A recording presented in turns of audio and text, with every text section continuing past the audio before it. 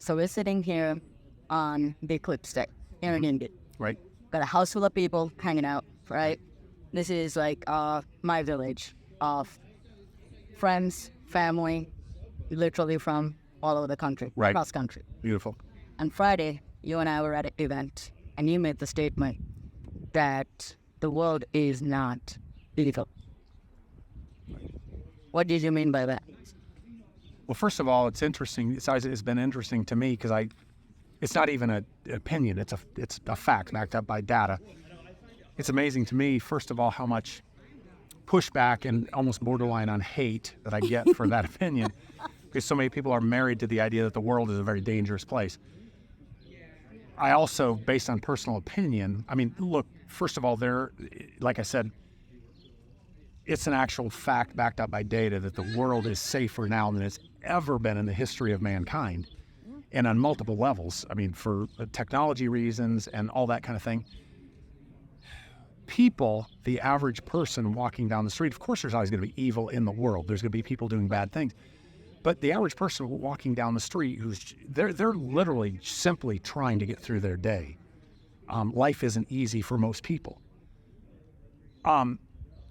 They're looking to get through the day, and in my experience and based on a lot of data, they're willing to help out anybody in need.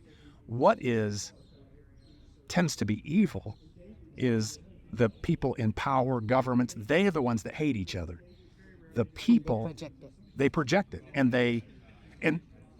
so much of this is pushed by, I hate to say it, by news media and things like that. You're only going to hear bad things, so you believe that there are bad things ubiquitously happening. They're not going to cover just normal everyday acts of kindness and people creating relationships. It's not newsworthy. The other thing, I saw somebody that hypothesized, I guess is what you'd say, a few years ago. I don't know if it was an article or a video, but he said, as humans, we were never hardwired to know what was happening any further than outside our physical village. Mm-hmm. And now we're on a 24-hour news cycle that covers literally everything that happens in the world. And when that... And out of the world. And out of the world, exactly. We're on right. eclipse day, and that warps our sense of perception. Yeah. And my biggest personal experience was about 8 years ago. I rode a bicycle all the way across the USA, and everybody that knows me knows this is my sort of claim to fame. But a big part of that ride, that journey, happened within spitting distance of the Mexico border, where we're told nothing but boogeymen are surrounding that area.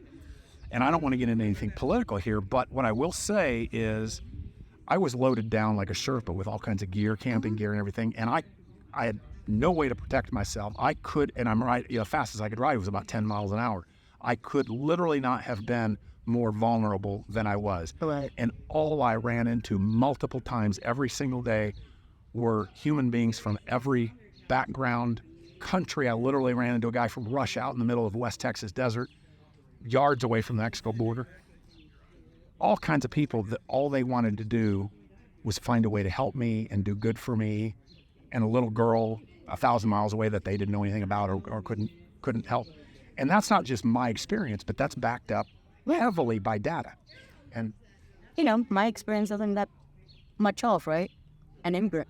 I moved here when I was 13. From? Sri Lanka. And it is one of those things where you don't know what you expect. And yes, you're right. There's a lot of evil in this world. For sure. And always will be. You're not getting rid of it. Exactly. But those that have stepped up to be there for us, it shows that there's always somebody to help. Mm-hmm.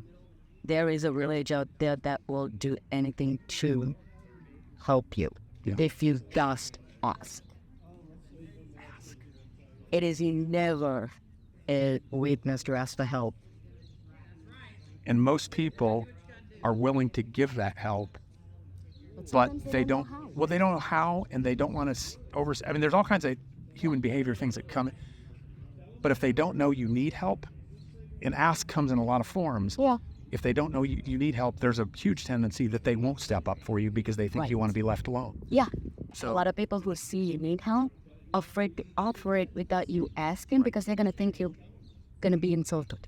Our culture teaches us that we're not supposed to show that vulnerability when the reality is that's how you build a village, is be vulnerable together. Exactly. You know, it's like saying men don't cry. Sue. Guess what? They do. Exactly. Yeah, very interesting. Anything else? Be open for help. Be willing to ask for help. Be open to receive it. Be open to receive it, because as the old saying goes, when the student is ready, the teacher will enter the room. And I think that ties into what we're talking about here. And give it forward. Pay it forward. You know what? That's an interesting point, Pavithri, because I've been on the receiving end of so much kindness and over-the-top support and whatnot. There's no way I can ever pay that back. There's literally no way I can pay that back. I can't even keep track But of you can people. pay it forward. I can pay it all the time. And in small ways, It's amazing, isn't it? it's truly amazing. Like in the short term I've known, and you've already paid it forward to me. I don't know how that is, but I appreciate you saying it. Tell me. You've been a friend to me. You've helped me. Heck, you're even taking me to the hospital. So Yeah. if that's not paying forward, I don't know what is. I think that the highest honor, I appreciate that. The highest honor as humans we can have is the honor of serving other people. Mm-hmm. And that's an easy place to be in, I think, for most of us. Yeah. The required element to that is to know that somebody needs our help and wants our help. Yeah. And that's where I think the most courageous thing isn't providing or being of service. It's being the person who asks for the help and forgive me for the poor choice of words maybe, but lower yourself to asking for the help. And that comes, like I said, humble yourself. Thank you. Yeah. That comes in so many forms. It doesn't mean you have to approach somebody. You just have to, in the right way, put out into the universe, however it is, that you have a problem, and if done in the correct way, the village will form itself around you to help. Exactly. And it's just not as hard as a lot of people believe it is, and that's unfortunate. But we're hopefully with things we're working on is to change that. So, And bring them all together in one circle.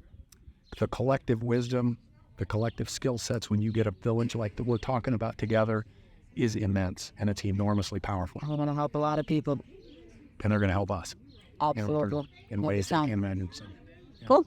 awesome. All right. There we go. Let's go look at the Sun. eclipse, Yep. but with our glasses on. Yep. Well, yeah. Ooh, it's halfway. Historical day. Oh, we're halfway there. Yeah. Beautiful. Nice. Hey, guys. Thanks.